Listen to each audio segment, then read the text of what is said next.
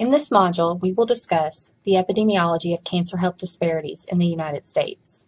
My name is Dr. Stephanie Boone, and I'm an assistant professor in the Department of Epidemiology and Population Health at the School of Public Health and Information Sciences at the University of Louisville, also affiliated with the James Graham Brown Cancer Center.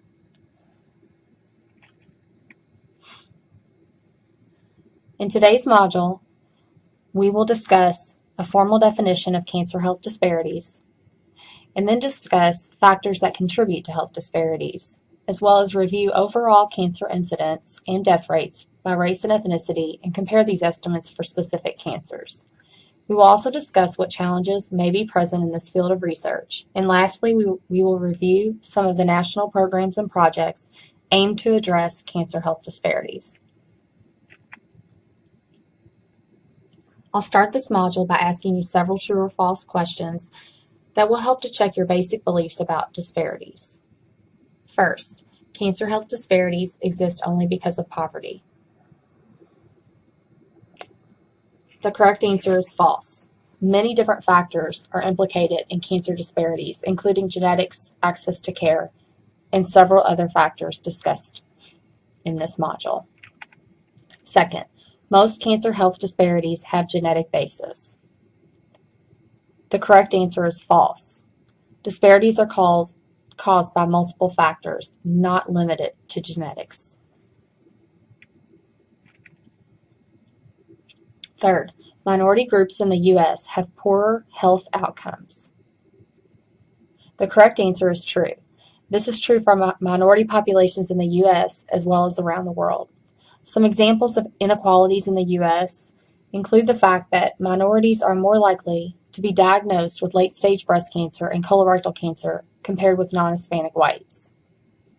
Also, patients of lower socioeconomic position are less likely to receive recommended treatments, such as adjuvant chemotherapy for cancer outcomes. In addition to cancer outcomes, there may be some disparities for comorbid conditions. And why we think this is important is because cancer patients have more prevalent comorbid conditions than the general population. So for instance, patients of lower socioeconomic position are less likely to receive the recommended diabetic services and are more likely to be hospitalized for diabetes and its complications. To better understand cancer disparities, we must first have a basic understanding of the cancer continuum. The cancer control continuum, as shown in this figure, has been used since the mid-1970s to describe the basic phases of prevention, early detection, diagnosis, treatment, survivorship, and end-of-life care.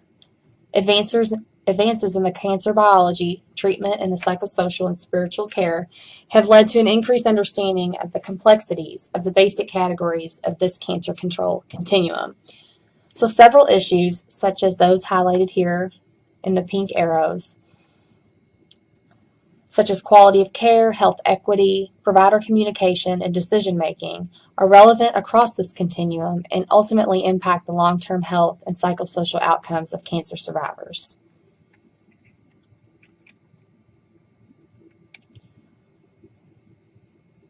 The term health disparity is not necessarily new for everyone. This concept has actually been described since 2000 when the United States Public Law 106-525, also known as the Minority Health and Health Disparities Research and Education Act, provided a legal definition of health disparities. So in the simplest terms, if a health outcome is seen in greater or lesser extent between populations, there is a disparity. Health disparities may arise from what we call inequities, which are avoidable and unjust, and inequalities are measurable gaps between groups. For an example, in the city of Louisville in 2008, Dr. Adewale Troutman was the director of the Louisville Metro Health Department. In a documentary series called Unnatural Causes, Is Equity Making Us Sick, first aired on PBS that year. A data map revealed that 5 and 10-year age gaps in life expectancy between the city's rich, middle, and working class neighborhoods in what they called a health wealth gradient. So the National Cancer Institute has also defined a cancer disparity, which falls under the larger picture of health disparities. Adverse differences in cancer incidence, prevalence, morbidity, mortality, survivorship, and the burden of cancer or related health conditions that exist among specific population groups in the United States. So several of the national organizations, such as the American Cancer Society, Healthy People, and the National Cancer Institute, have overarching goals established to reduce cancer mortality, cancer incidence, and to improve the quality of life of cancer patients. Unfortunately, these goals will likely not be achieved unless disparities in cancer outcomes in the United States are eliminated. So who are these population groups where cancer health disparities emerge?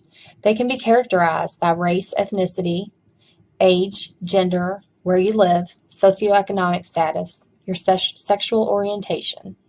For example, many population groups across the United States and around the world suffer disproportionately from cancer and its after effects. People who are poor, lack health insurance, and are medically underserved, have limited or no access to effective health care, regardless of ethnic and racial background, often bear a greater burden of disease than the general population. African Americans or Blacks, Asian Americans, Hispanics or Latinos, American Indians, Alaska Natives, and underserved whites are more likely than the general population to have higher incidence and death statistics for certain types of cancer. We cannot discuss health disparities today in the context of population groups without looking toward the future. There's a lot of research that's been done by the Pew Research Center to evaluate demographic shifts in the United States. Let's start with what demographers call an age pyramid. So each bar represents a 5-year age cohort with those ages 0 to 4 on the bottom and those ages 85 and older on the top. In every society since the start of history, whenever you broke down any population this way, you'd always get a pyramid. But from 1960 to projections in 2060, our pyramid will turn into a rectangle. We'll have almost as many Americans over the age of 85 as under the age of 5. This is a result of longer lifespans and lower birth rates. This figure shows the percent of the total U.S. population by race and ethnicity from 1960 to 2060. In 1960, the population of the United States was 85% white. By 2060, it will only be 43% white. From 2000 to 2014, the share of adults living in the middle-income households fell from 203 of the 229 U.S. metropolitan areas. So in 160 metropolitan areas, there was an increase in lower income shares. In 172 metro areas, there was an increase in shares that were in the upper income. So these are just examples of certain population groups and demographics that have changed and that are projected to change. So there are several examples of measurable cancer health disparities. These are common terminology in epidemiology, and they include incidence rates, mortality rates, survival rates, clinical characteristics that are predictive of response to treatment or prognosis, substandard treatment and care, and survivorship issues extending in the short-term and long-term survivorship phase after treatment, such as quality of life, recurrence, and second primaries. This is a figure showing cancer incidence rates by race and ethnicity and sex from 2009 to 2013. This is data from the Surveillance, Epidemiology, and End Results cancer registries in the United States. As you can see here, the incidence rate for all cancers among males is higher than that of females, and that is true for all races and ethnicity. When we just focus on male, you can see that African American or Black males have the highest incident rate of cancer at 571.8 per 100,000 persons. followed by non-Hispanic white, white, which includes Hispanic, those who identify as Hispanic ethnicity, American Indian, and Asian or Pacific Islander. In contrast, non-Hispanic whites have the highest incident rate in females, followed by white, African American or Black, Hispanic, American Indian, and Asian or Pacific Islander. So really, again, the only difference here between male and female is African Americans have the highest incident rate of cancer in males, and non-Hispanic white have the highest incident of cancer in females. One of the big indicators here is that non-Hispanic white women have a higher incidence of breast cancer, and African American males have a higher incidence of prostate cancer compared to their non-Hispanic white counterparts, as well as other racial counterparts. Here, this figure shows cancer death rates by race and ethnicity and sex from 2009 to 2013. And this is of cancer of any site. Again, males have a higher death rate than females. But what's interesting here, you can see that African Americans or Blacks have a higher death rate than any other race for females. We know that non-Hispanic white women have a higher incidence rate of cancer, but we see here that African American women have a higher death rate. That is a disparity. And you can see over here, Hispanic men have a higher incident rate of cancer. American Indian and Alaskan Native have a higher death rate than the Hispanic.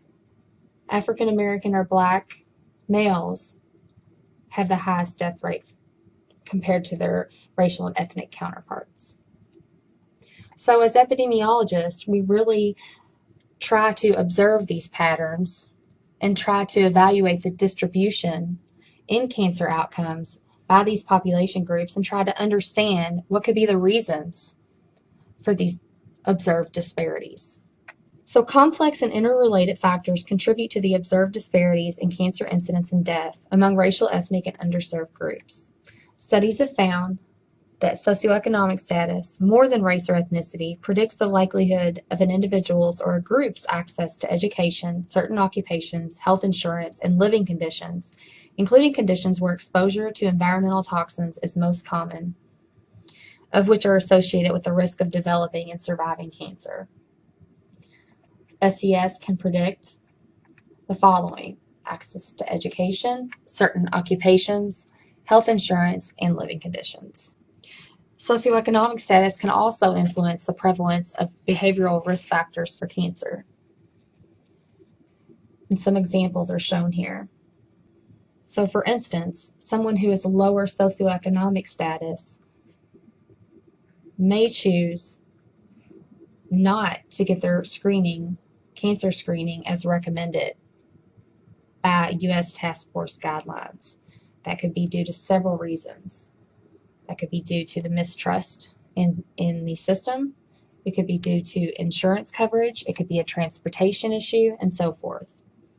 In general, those with lower socioeconomic status tend to have a poor overall health status, which would be indicative of these other poor health behaviors. Taken together, there is an excess risk for someone who has reported a poor health behavior in all of these different areas. Medically underserved populations are more likely to be diagnosed with late-stage diseases that might have been treated more effectively or cured if diagnosed early. Potential barriers include health access factors, so type of health insurance, ethnicity of the provider, low English proficiency, and years spent in the U.S. Cultural factors, belief in the spiritual etiology of disease, patriarchal values, modesty, and mistrust of the Western medical system. Then there's also cancer literacy factors, cancer and prevention illiteracy. So what is it about cultural values that influence health disparities? In the literature, one can see that culture is still poorly understood, and what is known about addressing cross-cultural differences, for example, cultural competency, is still insufficiently applied in the clinical setting. Sociocultural values are linked to cancer outcomes through beliefs, attitudes, and behaviors related to prevention and screening, provider-patient relationships and interactions, and adherence to medical treatments. No consensus exists on the definitions of what is meant by the various terms employed to define sociocultural constructs. So, more effective strategies to promote equity in access and quality care are urgently needed because of the changing demographics of the United States. Such suffering is avoidable. Some say that culture is a prime factor in the persistence of health disparities. However, this concept of culture is still understood, inconsistently defined, and ineffectively used in research and practice. So the role of culture in the causal pathway of disparities and the potential impact of culturally competent cancer care on improving cancer outcomes in ethnic minorities has, thus far, been underestimated. Now we're going to talk about examples of disparities by cancer type. I will also discuss factors that may contribute to these marked disparities by cancer type. The lifetime probability, or the risk that someone will develop breast cancer during an 80-year lifespan, is 1 in 8 in non-Hispanic white women and 1 in 9 in African American women. This probability has actually increased since 1970, where it was actually 1 in 10 for all women. Now, it is approximately a 12% chance that someone will develop breast cancer in their lifetime. However, the probability of dying of breast cancer is actually a lot higher in African American women, 1 in 31 versus 1 in 37 for non-Hispanic white women. As you can see in this figure, on the x-axis we have 5-year age groups, and on the y-axis we have the incidence and mortality rate per 100,000. Okay, so we're going to look at incidence rates first, and as you can see here, the pink line is the incidence rates for Black women, and it is actually higher than the incidence rate for non-Hispanic white women under the age of 45, whereas over the age of 45, the incidence of breast cancer is higher in non-Hispanic white women. In contrast, you will see that the mortality rate for Black women is higher across all age groups than the mortality rate among non-Hispanic white women. And as discussed earlier, where we could see the mortality rate higher for African American women for all cancers, this really speaks to the fact that this is driven by the disparities seen in breast cancer. Aggressive breast tumors are more common in younger African American as well as Hispanic or Latino women living in low socioeconomic status areas. So what I mean by aggressive tumors, this could mean that they have advanced stage at diagnosis, have poorer clinical characteristics that are indicative of a poor prognosis for any given stage of disease, have unequal access to medical care, or tend to screen less frequently for breast cancer, which may result in a later stage of disease at diagnosis. So this more aggressive form of breast cancer can be less responsive to standard cancer treatments and is associated with poorer survival.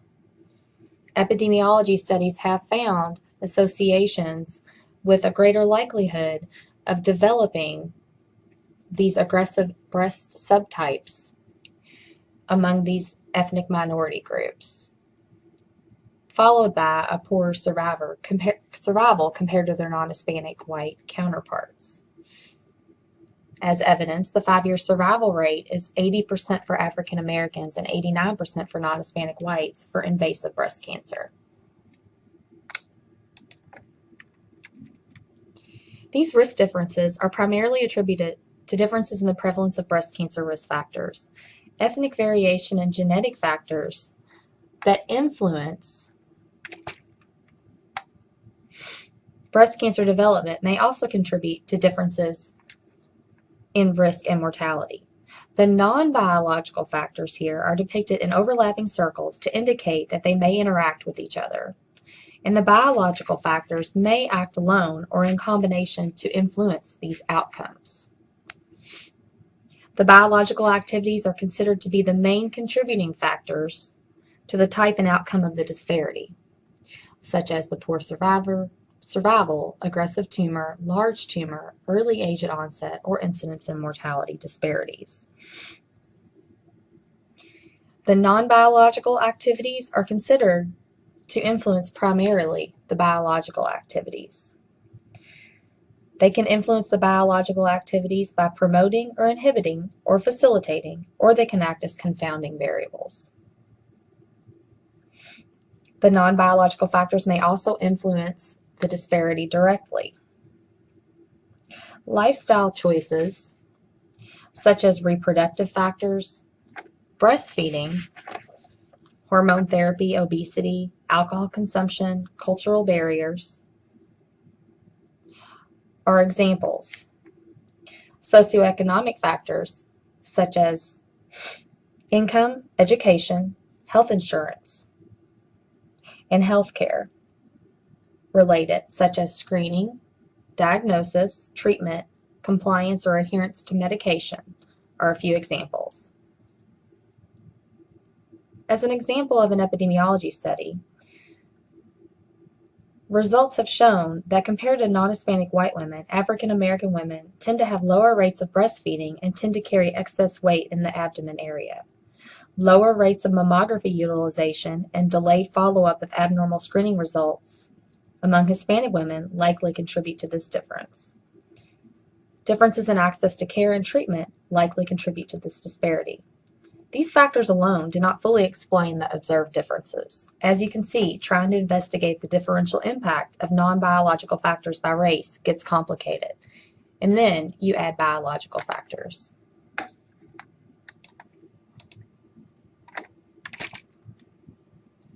There are also marked geographic disparities for colorectal cancer. This is a map of the United States, and the states are colored in by the prevalence or proportion of colorectal cancer screening among adults aged 50 years and older by state. The CRC rates are currently highest in the Midwest and the Mid-South and lowest in the Northeast. Okay. As you can see here, the geographic pattern of colorectal cancer screening has changed dramatically. When rates in the 1950s and 60s were highest in the Northeast and lowest in the Southeast. Data from 2012 indicate that Kentucky ranks 33rd in screening prevalence rates. So resulting from that, you can see that the colorectal cancer rate per 100,000 is higher than the U.S. for males and for females. So here with Kentucky, they fall into this light green shade, which is only 61 to 65% that get screened over the age of 50. Factors that contribute to this disparity may include regional differences or variations in risk factors and access to screening and treatment, which are influenced by socioeconomic factors, legislative policies, and proximity to medical services.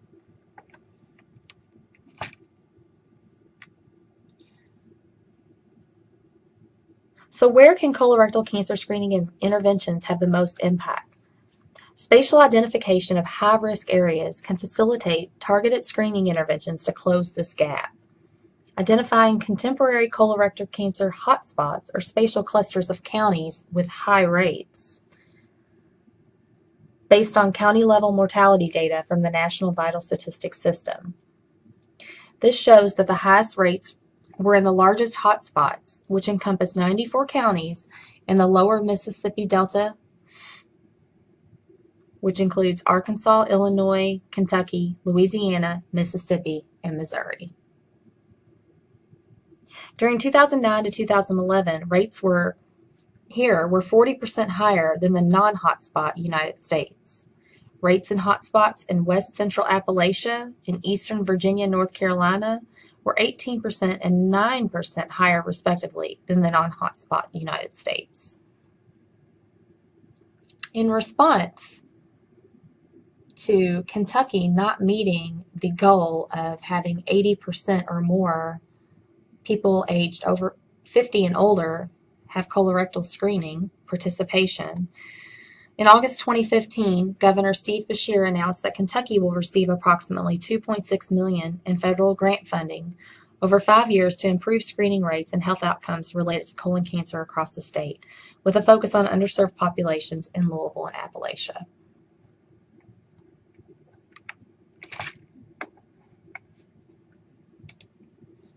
In addition to geographic disparities, racial disparities exist. Colorectal cancer rates are highest in Black men and women and lowest in Asian or Pacific Islander men and women. During 2006 to 2010, CRC incident rates in Blacks were about 25% higher than those in non-Hispanic whites and about 50% higher than those in Asian or Pacific Islander. A large disparity also exists for CRC mortality, for which rates in Blacks are about 50% higher than in non-Hispanic whites and double those in Asian or Pacific Islander. So factors that could contribute to the disproportionate burden observed for colorectal cancer, including up-to-date screening, which we've shown in the previous slides, barrier to screening, lower rates of follow-up care, receipt of standard treatment, lack of insurance, and comorbid conditions and poor lifestyle factors that may be consistent with lack of screening.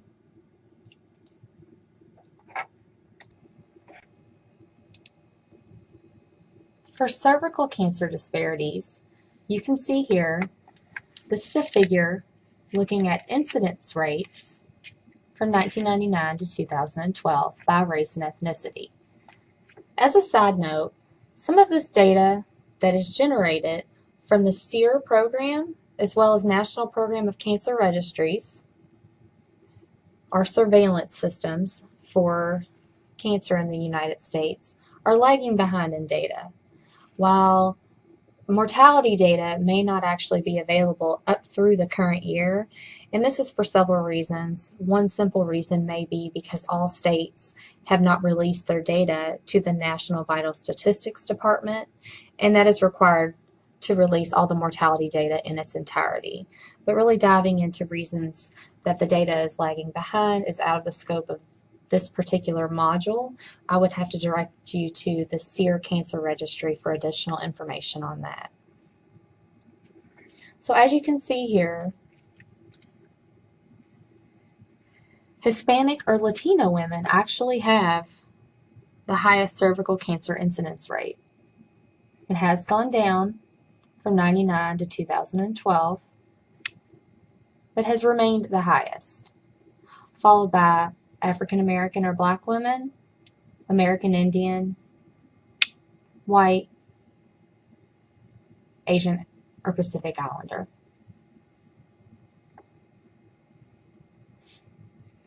And this is the baseline for all races. Incidence rate. Compared to non-Hispanic white women in the general population, African American or Black women are actually more likely to be diagnosed with cervical cancer. Interestingly, white women living in the Appalachian rural area suffer a disproportionately higher risk for developing cervical cancer than other white women in non-Appalachia or urban regions.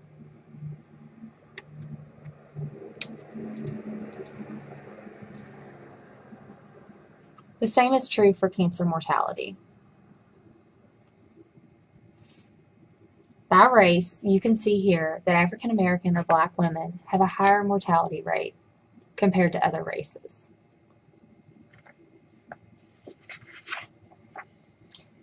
While this rate has declined, it has remained higher, significantly higher than other races. Followed by Hispanic, American Indian, non-Hispanic white, and Asian or Pacific Islander. So what factors might contribute to the greater burden of cervical cancer among Hispanic or African American women? As discussed before, lack of screening, unequal access to health care, perhaps higher prevalence of HPV, the human papillomavirus, or lack of receiving completed vaccinations. Are there differences in sexual behaviors? That's actually a question that I explored in a recent analysis. So we know that cervical cancer screening, regardless of HPV vaccination, is a cornerstone of cancer prevention. So this study conducted used a safety net population evaluating associations between prior HPV vaccination doses and initiation and continued participation of screening.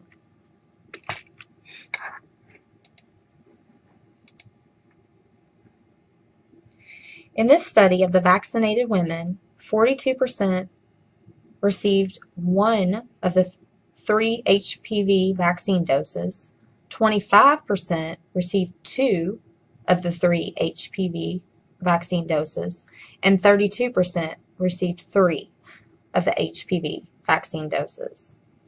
Women, regardless of age, receiving one vaccination dose before their initial screening were significantly more likely to participate in screening compared to unvaccinated women. So here we are, unvaccinated women are the reference group. The number of doses that someone had prior to their initial screening, and the hazard ratio, which is an instantaneous rate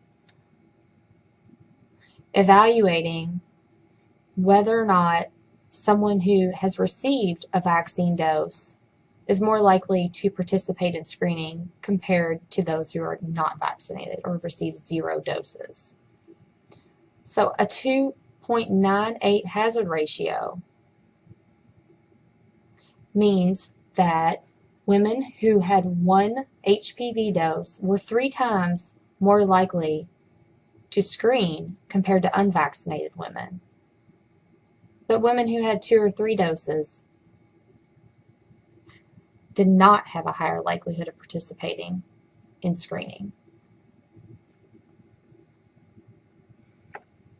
When stratified by age at initial screen, we notice that women who are greater than or equal to 21 were more likely to participate in screening. Specifically, among women who are less than 21, there was a significant increased screening rate among those receiving a single dose. So those receiving a single dose were 1.65 times more likely to participate in screening than unvaccinated women.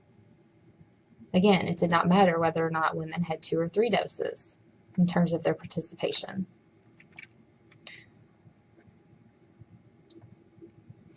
In contrast, younger women who followed the screening recommendations at greater than 21 were more likely to participate in an initial screening only if they completed all 3 doses.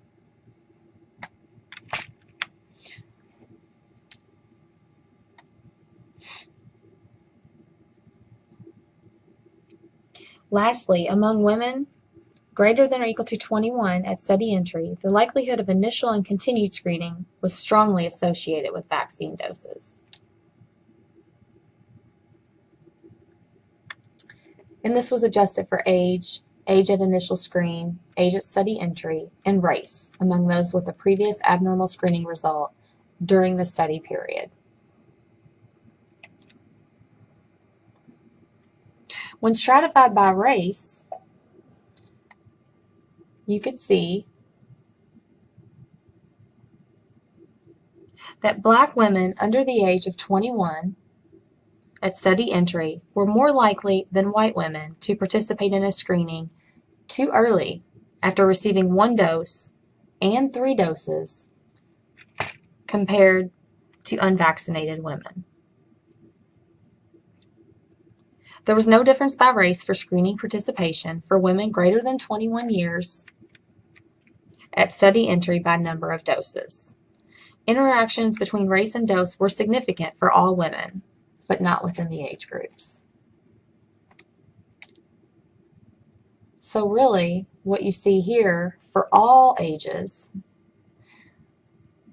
is almost a 4-fold increased likelihood that someone will participate in screening after 1 dose if they're African American or Black. It's still significantly higher for non-Hispanic white women, but the strength of the association is not as high as it is for African American women. When we say it's statistically significant, we mean that the lower bounds and the upper bounds of the 95% confidence interval does not cross over 1 or the null value.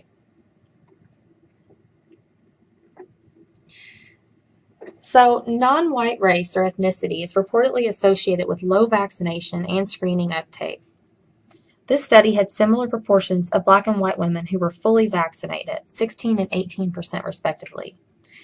We found similar likelihood of screening by race. However, Black women who received 1 or 3 doses were significantly more likely to initiate screening prior to the recommended age of 21 years than white women, which may reflect differences in sexual behavior, which is a risk factor for sexually transmitted infections such as HPV.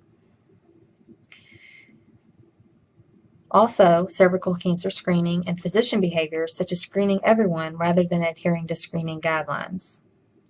It is possible these differences could contribute to the overall finding of a higher likelihood of screening in those receiving 1 dose.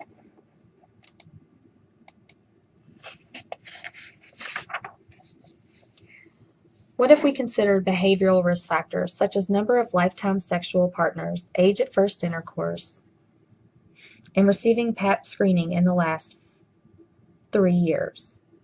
You can see here that African Americans have higher percentages for more than 4 lifetime sexual partners and for having the first sexual encounter before the age of 13. PAP screens, however, were similar to white women and lowest among Hispanics.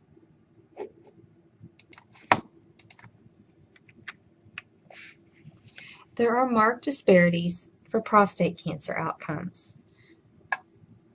Similarly to the other figures shown for mortality rates and incident rates, you can see here across the years 1999 to 2012, as the incident rate is plotted here over time, that the incidence of prostate cancer is highest among African American or Black men from 1999 to 2012.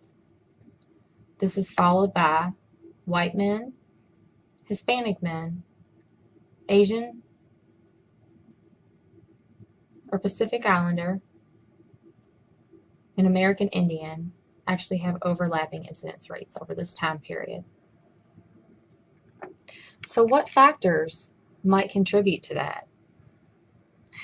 What we see here is actually a similar pattern.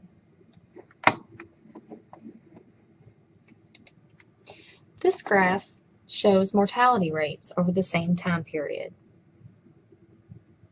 This actually mirrors the incidence rate figure. As you can see here, Black men have a higher mortality rate, followed by white men, Hispanic men, American Indian, and Asian or Pacific Islander. These 2 groups are actually distinctly different for mortality rates, though. While similar in incidence rates, the Pacific Islander or Asian group doesn't seem to die of the disease as often as an American Indian or American Native. So what factors might contribute to the disproportionate burden of prostate cancer among African American or Black men?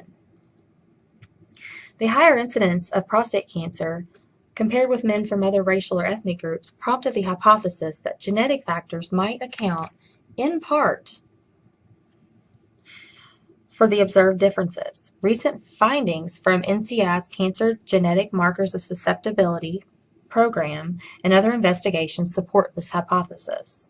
Researchers have identified changes called variants in human DNA that are associated with the risk of developing prostate cancer. Some of these variants, in combinations with other variants, account for a 5-fold increased risk among Black women, which would equate to an odds ratio or a relative risk equals 5. In addition, research has shown that low SES, lack of health insurance coverage, unequal access to health services, and absence of ties to a primary physician are barriers to screening for prostate cancer and the timely diagnosis of this disease, making Black men less likely to receive regular physical examinations and screening for prostate cancer.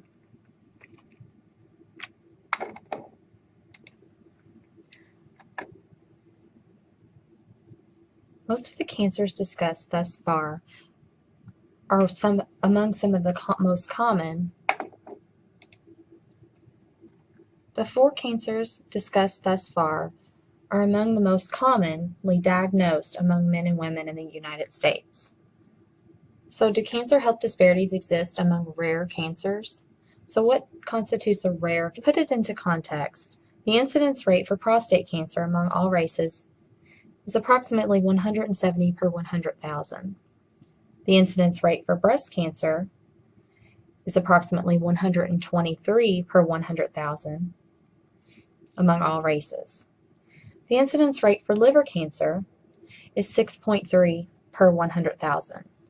This is not to say that developing liver cancer or doing research on liver cancer or disparities that exist among people who develop liver cancer is less important, but just to really highlight the fact that no matter how common a cancer is, disparities still exist. So for instance, liver cancer disparity among Asian or Pacific Islander men and women. Among all men, regardless of race, liver cancer is the 10th most commonly diagnosed and the 5th most common cancer death. But among Asian or Pacific Islander men, it's the fourth most common cancer and 2nd most common cause of cancer death. Among women, it's the 10th most common cause of cancer, but the 5th most common cause of cancer death. They have the highest incidence rates for both liver and stomach cancer and are twice as likely to die from these cancers as whites.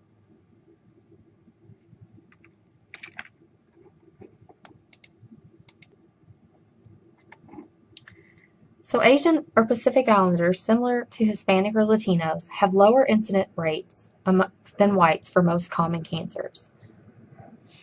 So they suffer more often from cancers that are related to infections. One risk factor for stomach cancer is infection with a bacterium called Helicobacter pylori or H. pylori. Although additional study is needed, infection with H. pylori may explain in part why Asian or Pacific Islander populations have higher rates for this type of cancer. The risk of infection-related cancers among this group in the U.S. is particularly high among first-generation immigrants.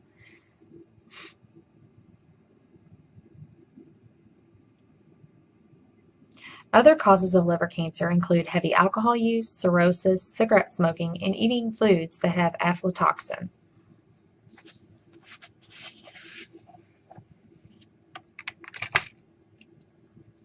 Knowledge of hepatitis B varies greatly in the API community, and there are many misperceptions about the disease. Lack of knowledge and awareness contributes to the low testing rates in the API population.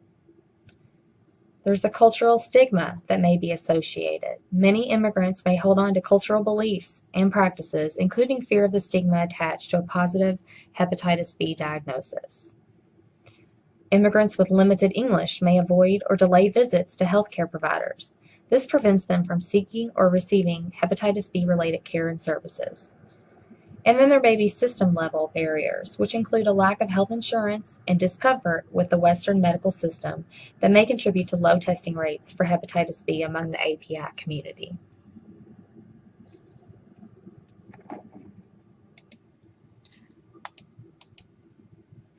Arching back to the beginning of the presentation, we discuss how these disparities exist and trying to, while it is widely recognized that reducing cancer mortality is a goal for, it is widely known across the nation that one of the common goals is to reduce cancer mortality and morbidity. But arching back to the beginning of the presentation, we discussed how, unfortunately, these goals are going to be difficult to meet if disparities are not addressed. So speaking of difficulties, there are challenges to reducing cancer health disparities. And one of the most critical challenges includes developing ways to improve access to quality care. For example, smoking cessation programs, and cancer screenings.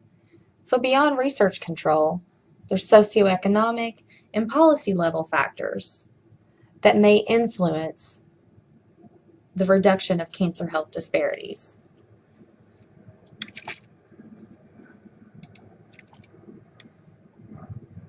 There is also a challenge among researchers as well as people who are out in the field as epidemiologists in terms of teasing apart the complexity or interrelatedness of factors that may contribute to these disparities, such as environmental factors, exposure to secondhand smoke, alcohol consumption, behavioral factors, mistrust of the healthcare, number of sexual partners, biological factors, such as more aggressive tumors at diagnosis, all discussed by cancer type. Researchers are working hard to overcome these hurdles and to design and test interventions that can address the various drivers of the disparities in different population groups. From the American Association of Cancer Research, they have actually done a short video clip for challenges and opportunities within this field of research. I urge you to watch this. It's approximately a 5-minute video.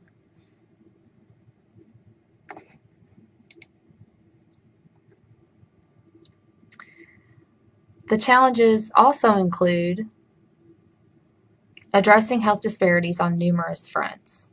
So basic research, community-level programs, and organization of population-based registries that document the extent of the problem and highlight areas for future study. NCI's Center for Cancer Research conducts basic research on the genetic and biological basis of health disparities in several cancers.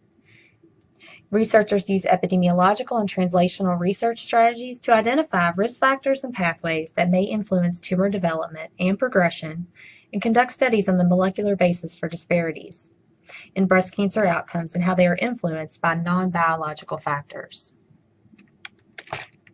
NCI has also established the Center to Reduce Cancer Health Disparities in 2001. They are committed to the training and development of a strong workforce of cancer researchers from backgrounds underrepresented in biomedical, behavioral sciences, and clinical research. This diverse workforce is reflective of diverse culture and research perspectives that can help ensure that our science addresses the health needs of all Americans. For example, the CURE provides funding opportunities for underrepresented students, trainees, and investigators at all stages of career development from high school to early stage investigator level. So participation in the program provides grantees a path for becoming competitive independent scientists in cancer and cancer health disparities research. In addition, NCI has community cancer center programs and projects aimed at addressing cancer health disparities and increasing access to quality cancer care for medically underserved communities. NCI and its division supports diverse research programs that address behavioral, biological, treatment prevention, and economic issues that contribute to cancer health disparities.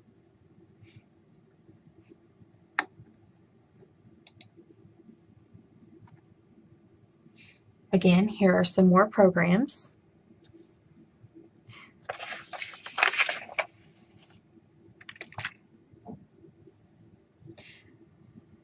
Changes have been implemented as a result of the Affordable Care Act are already helping to address the issue of access to health care by making recommended cancer screening and prevention interventions more affordable and expanding Medicaid. This may change under the current administration, but that is beyond the scope of this lecture. Patient navigation, which is a strategy to help patients maneuver through our complex healthcare system, has also shown promise as a means of addressing cancer health disparities. Navigators can help patients overcome the multitude of barriers that can derail access to quality care, such as insufficient finances and lack of transportation. As the issue of disparities has gained more attention in the cancer research and public health communities, it has produced more opportunities for collaboration among researchers. One such area of collaboration involves efforts to increase the diversity of participants in clinical trials, which can ensure that trial findings are applicable to a broader patient population. The greater recognition of cancer health disparities is also prompting researchers to test community-level interventions that address the unique needs of specific populations in which disparities are particularly problematic, such as Appalachian populations. So there's this idea of participatory epidemiology. And so really, that's something that funding agencies are very interested in. An area that is gaining more attention in recent years is participatory epidemiologic research. They're being conducted under various labels, including popular epidemiology, lay epidemiology, and community-based research and participatory health research. The hallmark of participatory approaches in epidemiology are equitable research partnerships with Over the past 20 years, several authors have called for more participation in epidemiological research. Participatory forms of epidemiology are being conducted under various labels today, including popular epidemiology, lay epidemiology, community-based research, and participatory health research.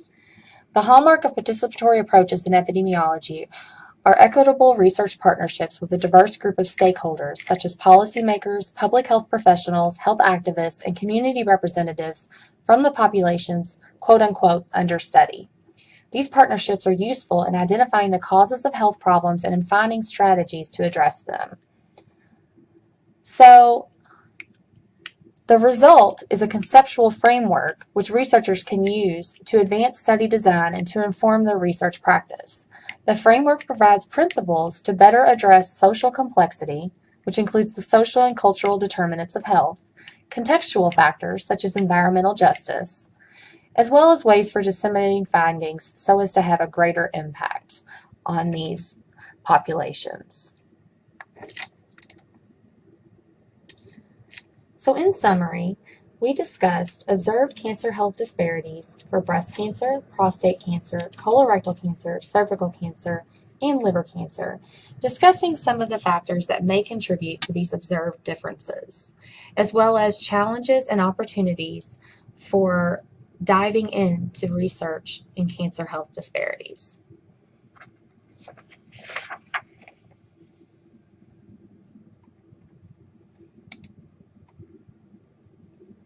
Thank you for your time today. My contact information is as follows if you have any follow-up questions. Thank you.